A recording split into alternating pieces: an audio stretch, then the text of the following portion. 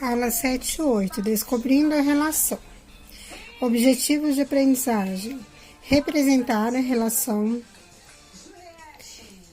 de proporcionalidade entre duas grandezas por uma relação algébrica.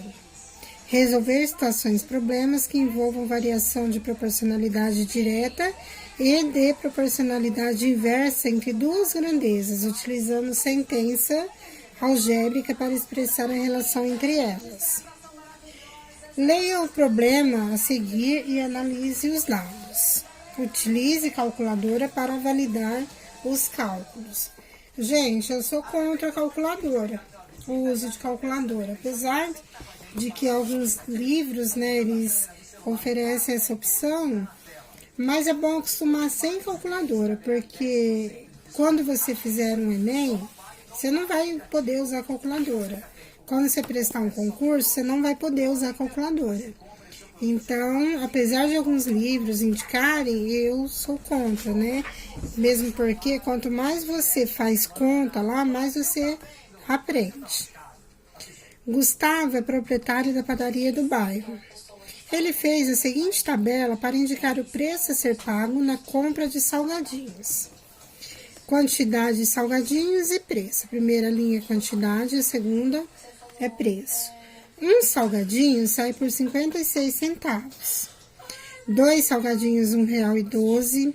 3 salgadinhos, R$1,68. 5, R$2,80.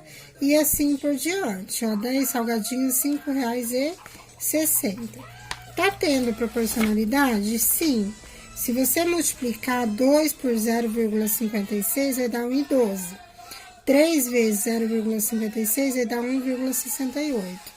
Então, tá tendo proporcionalidade sim, tá? É só você efetuar os cálculos. Agora, responda. Qual o preço de 4 salgadinhos e de 39?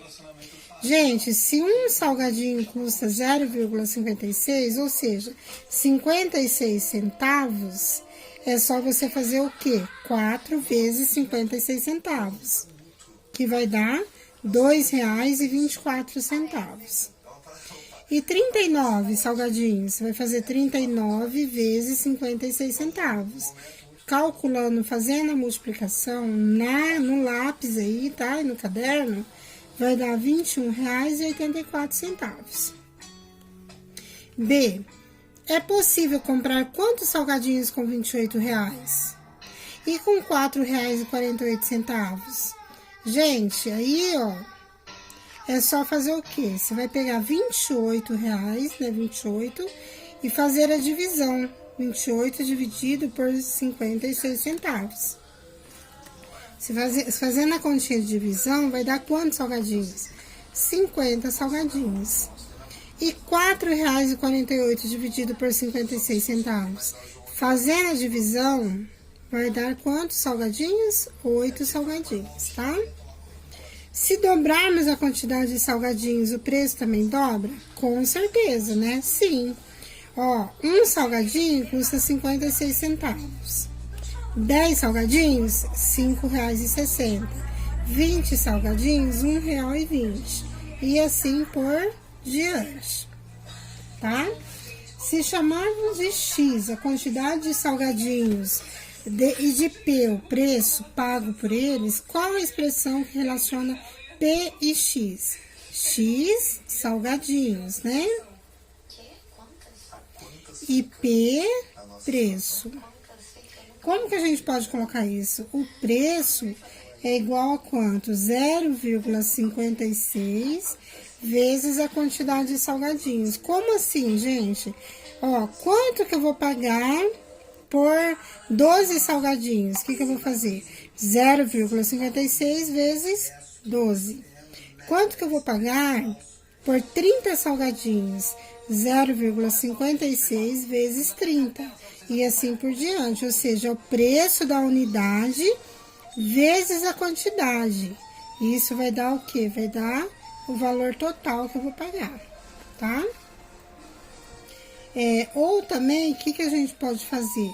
O preço dividido pela quantidade tem que dar 56 centavos, tá? Só que essa maneira é mais fácil, né? 2. Analise os quadros a seguir, que apresentam as distâncias percorridas por um automóvel e o consumo correspondente a cada distância. Primeira linha, nós temos a distância, né, percorrida, e a segunda ali, o consumo de combustível, de álcool aqui no caso. Então, vamos lá. Para andar 24 quilômetros, a pessoa gasta 2 litros de álcool. Então, se eu dobrar a quantidade de quilômetros aqui, ó, de 24 eu dobrei, 48 quilômetros. Eu também vou dobrar o quê? O consumo de álcool, tá? Se eu andar, ou seja, se eu andar 48 quilômetros, eu vou gastar 4 litros. Se eu andar 72 quilômetros, eu vou gastar quanto? 6 litros. 96 quilômetros, eu vou gastar 8 litros. 120 quilômetros, eu vou gastar quantos litros? 10 litros. Agora respondo. Qual a distância que esse automóvel pode percorrer com 1 litro de gasolina? Gente, se com 2 litros eu andei 24 quilômetros, com 1 litro eu vou andar quantos quilômetros? Eu vou andar 12 quilômetros com 1 litro, né? E com 3 litros, quanto que eu vou andar?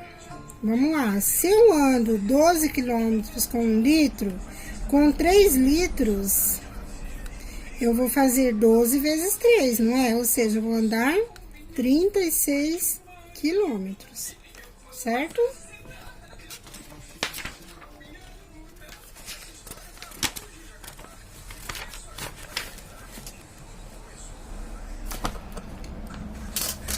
Para percorrer uma distância de 144 quilômetros, são necessários quantos litros de gasolina? Se eu ando, gente, se eu ando com 1 litro, eu ando 12 quilômetros, o que eu vou fazer?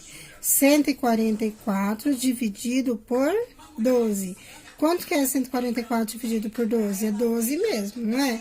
Então, ou seja, eu vou usar 12 litros de gasolina, certo? 12 litros. E 36 quilômetros, gente, o que eu vou fazer?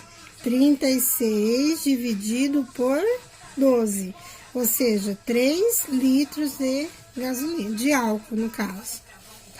De acordo com os dados do quadro, se dobrarmos o número de litros, a distância que poderá ser percorrida também dobra. E se triplicarmos a quantidade de litros, o que vai acontecer? A distância percorrida também vai triplicar, né, gente? Então, ó, sim, vírgula, se dobrarmos o número de litros,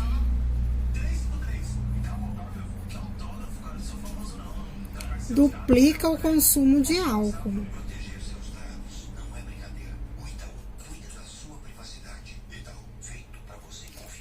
Ou melhor, duplica a distância, né? E se triplicarmos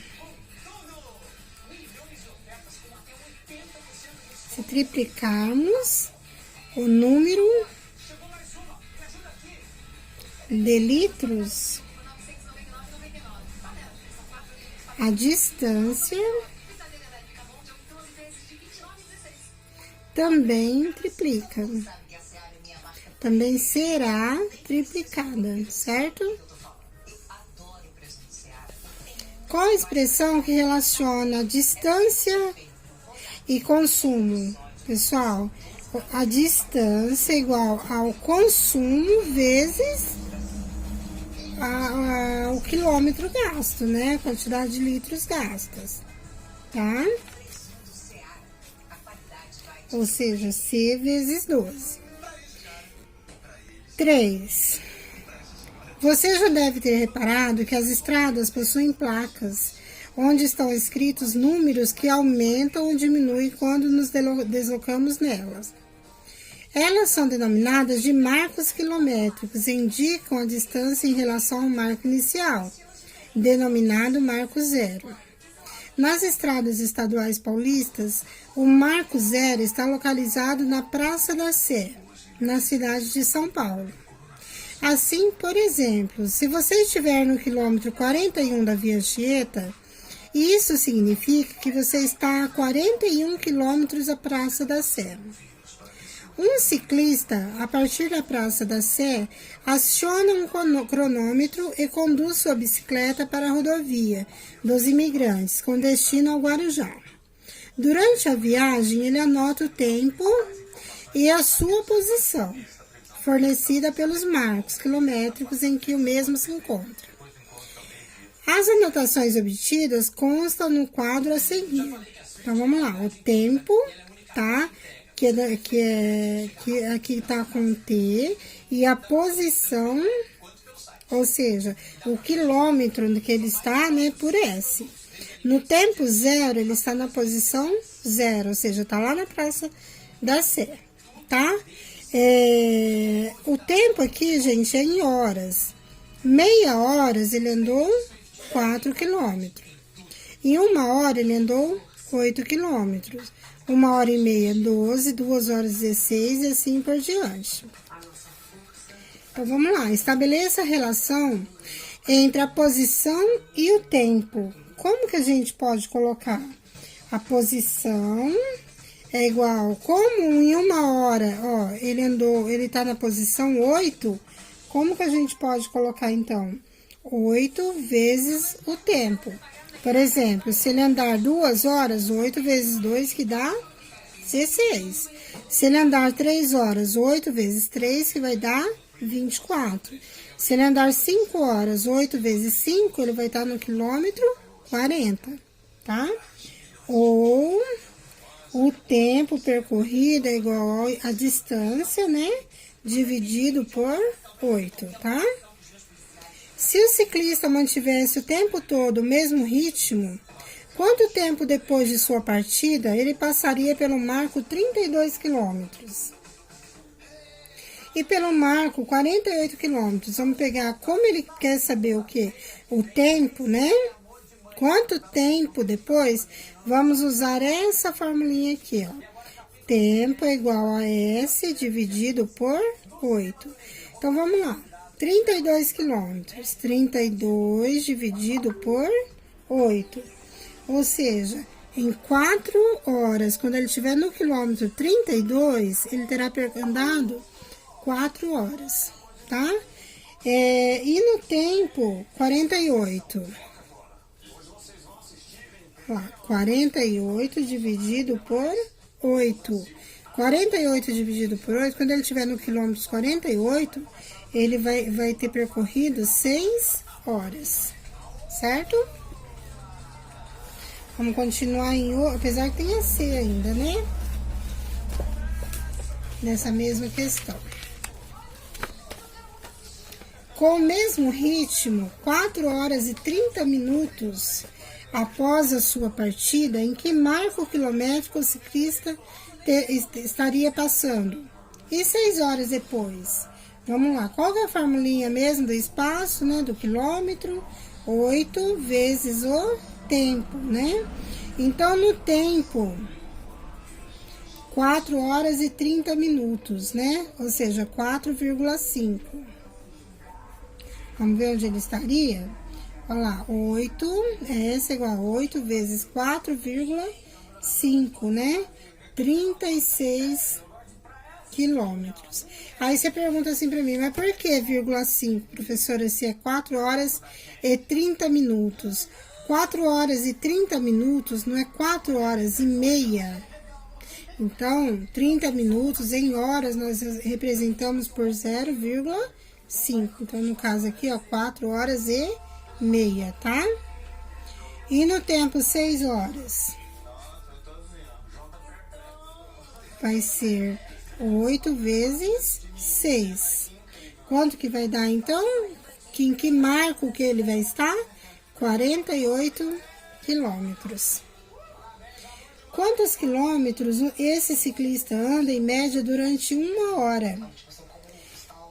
Nós vimos lá na tabelinha, né, pessoal? O ciclista anda 8 quilômetros em 1 hora, em média, tá? Uma média de 8 quilômetros em 1 hora. Qual seria a posição desse ciclista 2 horas e 15 minutos após sua partida? E após 3 horas e 45 minutos? Então, vamos lá, pessoal. Tempo, 2 horas e 15 minutos. Vamos ver? Vamos transformar, gente, vai ficar mais fácil se nós transformarmos tudo em minutos, devido a esse 15 minutos aqui. 1 hora, 60 minutos, não é? Então, 2 horas, 120 minutos. 120 mais 15, 135 minutos, tá? Assim, a gente facilita o cálculo, tá bom? Então, vai ficar como aqui, ó. 60 minutos... Ele anda quantos quilômetros? 8 quilômetros, né? Em 1 hora, ele anda 8 quilômetros. Nós vamos trabalhar com o quê? Com minutos. Então, em 135 minutos, quantos quilômetros que ele anda? Vamos fazer uma multiplicação, regrinha de 3 aqui, ó. 60 vezes x, 60x, né? 135 vezes 8 vai dar 1080. 60 tá multiplicando, eu passo dividindo. Olha lá, x igual a 18 quilômetros, né? Ou seja, 2 horas e 15 minutos, ele anda 18 quilômetros. Após 3 horas e 45 minutos. Então, vamos lá, 3 horas e 45 minutos. Vamos transformar também em minutos para facilitar, né? 3 horas são 180 minutos, mais 45 minutos, quanto tempo que vai dar? 225 minutos, certo? Então, vamos lá, em 60 minutos ele anda 8 quilômetros. Então, em 225 minutos, ele vai andar quanto? Regrinha de 3. 60 vezes x, 60x. 225 vezes 8 vai dar 1.800. Regrinha, equaçãozinha, ó, 60 tá multiplicando, passa para o outro lado, dividindo. X é igual a 30 quilômetros.